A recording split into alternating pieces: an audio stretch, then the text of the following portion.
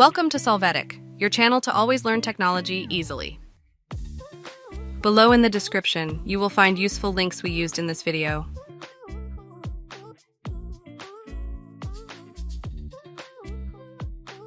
Today on Solvetic, we will see how to Excel file save desktop.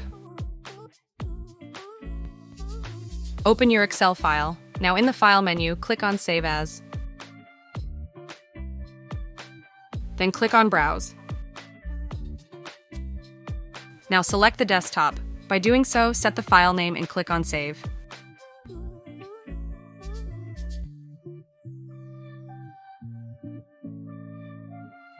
You can see your Excel file on the desktop.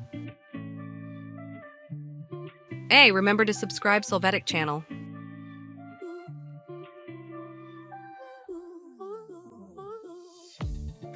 We hope it has been helpful for you.